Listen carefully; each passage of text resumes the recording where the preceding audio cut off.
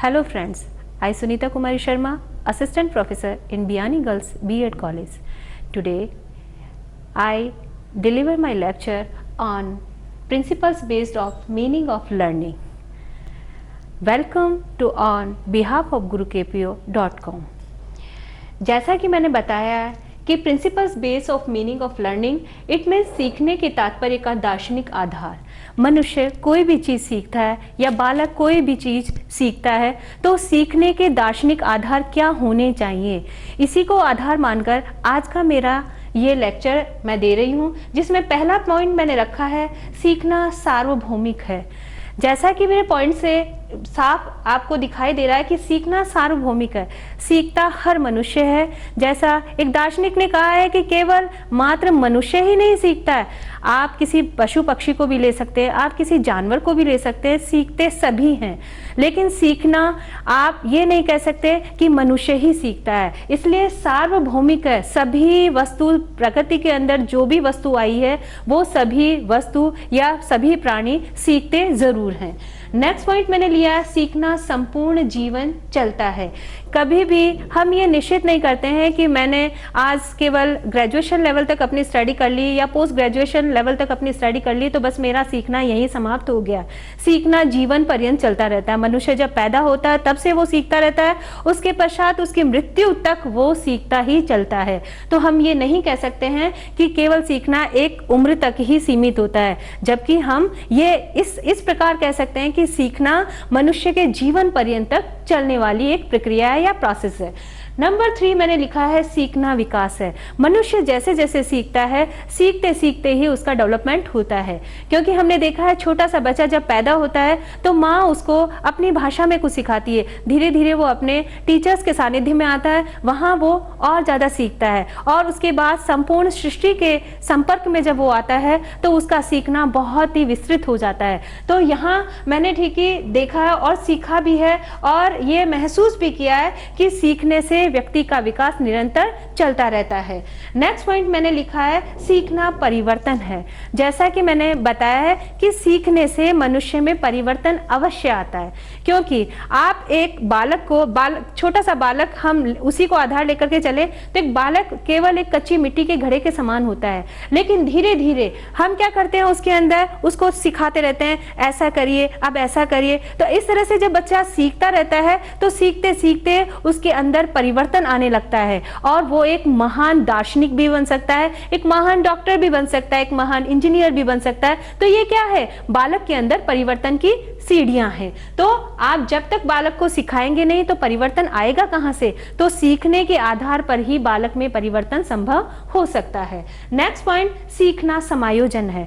जैसे बालक सीखता है तो सीखने के बाद ही वो परिवार में उठना बैठना, चलना फिरना, कैसे बात करना, अपने से बड़ों से किस तरह से व्यवहार करना है, ये सारी प्रक्रिया सीखने के पश्चात ही वो सीखता है। और जब वो सीखता है तभी वो एक दूसरे से समायोजन करना सीखता है। क्योंकि हम देखते हैं कि बच्चा आजकल के जो नवयुवकों को देखते हैं कि अपने परिवार के साथ समायोजन नहीं हो पाता है। क्यों नहीं हो पाता है? क्योंकि उनमें सीखने की ललक ही नहीं होती है। वो शिक्षा के विपरीत चलते हैं, टीचर उनको क्या सिखा रहा है, बच्चे किस दिशा में चल रहे हैं। तो ये प्रोसेस जब इस तरह से होता है तो बच्चा सीखेगा कहां से? जब हम अच्छा उसको आधार देंगे, अच्छी शिक्षा उसको प्रदान करेंगे तो धीरे धीरे हम देखते हैं कि वो समाज में समायोजन करना भी सीखता है, वो अपने बड़ों की बात को मानना भी सीखता है और अपने पेरेंट्स की बातों को साकार करना भी सीखता है। तो समायोजन तभी संभव है जब बच्चा सीखेगा।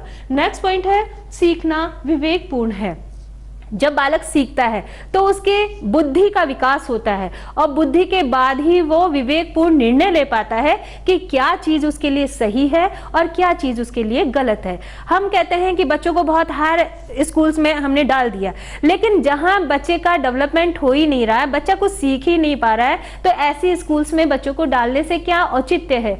बच्चे की बुद्धि का विकास होना चाहिए। यहाँ पर सीखना तभी संभव होता है जब बच्चे की बुद्धि का विकास होता है और जब बुद्धि का विकास होगा तब वो स्वयं निर्णय लेने की क्षमता उसमें आएगी कि क्या वो ये निर्णय या ये काम कर रहा है तो क्या ये उसके लिए उचित है या अनुचित है। तो यहाँ पर सीखने से ही बच्चे में विवेक का विस्तार होता है या विवेक आता है। नेक्स्ट पॉइंट हमने लिया है कि सीखना सक्रिय प्रक्रिया है। सीखना लगातार चलने वाली एक प्रक्रिया है।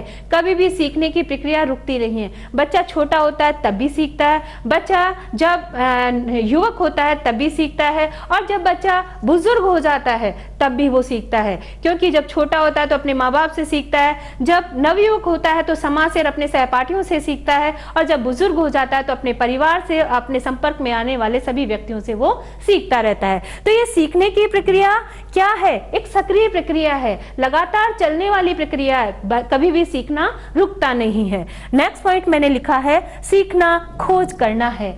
सीखना तभी संभव है जब हम नई नई खोज करते हैं, क्योंकि हमने देखा एक साइंटिस्ट किसी भी चीज को लेकर के चलता है कि ये ऐसा, इसकी उपज ऐसी हुई क्यों, तो वो क्या है? उसके विवेक है, उसकी बुद्धि है, उसकी बुद्धि ने तर्क दिया कि ये काम ऐसा हुआ तो क्यों हुआ, उसके पीछे वो तर्क के पीछे खोज करना शुरू करता है। तो जैसे जैसे वो खोज करेगा वैसे वैसे ही उसको नया प्रतिफल मिलता चला जाएगा कि हाँ ये प्रोसेस मैंने इस तरह से किया था, इसके बाद ये नतीजा है और इसके बाद ये नतीजा है और ये सैंपल मेरे सामने आया। तो ये क्या है कि सीखना एक खोज करना है। मनुष्य तभी सीखता है जब वो नई नई खोज करेगा, तभी वो कुछ सीख पाता है। नेक्स्ट मैंने पॉइंट लिया है सीखना नया कार्य करना है।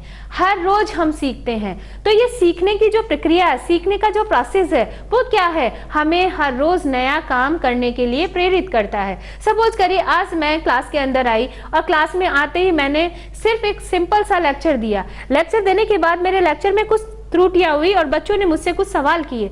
सवाल करने के बाद मैंने अपने आप का आंतरिक मूल्यांकन किया कि मैंने आज में कहाँ पीछे रही और क्या चीज मैं बच्चों को एक्सप्लेन नहीं कर पाई। तो उसके बाद उन बच्चों ने जो मेरी कमियां बताई, उससे क्या हुआ? मुझे नया सीखने के लिए प्रेरित होना पड़ा कि नहीं, मुझे और कुछ नया करके जाना पड़ेगा, तभी मैं मेरी क्लास को संतुष्ट कर पाऊंगी। तो ये क्या है कि सीखना नया कार्य करना। हर रोज हम सीखेंगे, हर रोज हम नया कार्य करेंगे। जैसे जैसे हम सीखते चले जाएंगे वैसे वैसे नया नया इनोवेशन हम करते हुए चलेंगे। नेक्स्ट हमारा पॉइंट आता है सीखना स्वाभाविक क्रिया है। सीखना भी एक स्वाभाविक क्रिया, क्योंकि जैसे हम सोच लें कि नहीं हम तो सीखे सिखाए, हमें कुछ नहीं सीखना है, तो ऐसा नहीं होता है। हर रोज हमारे एक स्वाभाविक प्रक्रिया, अगर हम सीखना ही नहीं चाहते हैं तो हम कैसे उसके अंदर ज्ञान को ठूसा नहीं जा सकता है, ज्ञान को थप्पड़ मार के नहीं सिखाया जा सकता है, ज्ञान को भरा नहीं जा सकता है, ज्ञान को ठूस ठूस के सर में डाला नहीं जा सकता है। जब तक बालक की बुद्धि अपने आप सीखने के लिए प्रेरित नहीं होगी तब तक हम उन्हें नहीं सिखा सकते हैं। इसीलिए मैंने यहाँ लिखा है कि सीखना स्वाभाविक प्रक्रिया। हर बालक स्वाभाविक प्रक्रिया के अनुसार सीखता है, कुछ ना कुछ सीख रहा है। सपोज करिए एक बहुत ही उद्दंड बच्चा है, लेकिन उसकी उद्दंड जो वो शरारत कर रहा है, उस शरारत में भी उसके सीखने का प्रोसेस चल सकता है। क्योंकि ऐसे उद्दंड बच्चों को यदि हमने क्लास का मॉनिटर बना दिया और बना करके कहेंगे कि क्लास को कंट्रोल करिए, तो कंट्रोल करने में उसकी उद्दंडता खत्म हो जाएगी और वो अपने आप ही उस क्लास को कंट्रोल कर पाएगा। तो यहाँ क्या है कि एक स्वाभाविक प्रक्रिया, हर जगह बच्चा कुछ ना कुछ सीखता ही चलता है। ऐसा नहीं कि एक प्रोसेस रुक जाता है, ऐसा कभी नहीं होता है। नेक्स्ट पॉइंट, सीखना और परिपक्वता एक दूसरे के सहयोगी हैं। जब हम कोई चीज सीखते हैं तो सीखने के साथ साथ ही हमें क्या होता है, हम परिपक्व बनते चले जाते हैं। एक बच्चा होता है, थोड़ा सीखता है, धीरे धीरे वो बड़ा होता है, फिर उससे कुछ ज्यादा सीखता है, फिर वो बुजुर्ग होता है तो सीखता है। जब बुजुर्ग अवस्था में आता है तो उसके अंदर क्या आ जाती है, परिपक्वता आती है।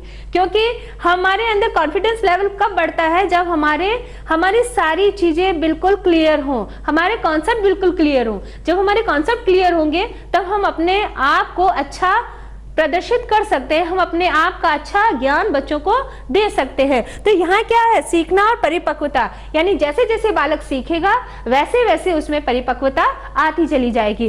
तो मेरे हिसाब से सीखने के जो दार्शनिक आधार हैं, वो दार्शनिक आधार मैंने इन 11 पॉइंट्स में डाले हैं। अगर इसके बाद भी आपको और कोई जानकारी चाहिए तो प्लीज लॉग ऑन कीजिए www.gurukpo.com। Thank you all of you, thank you।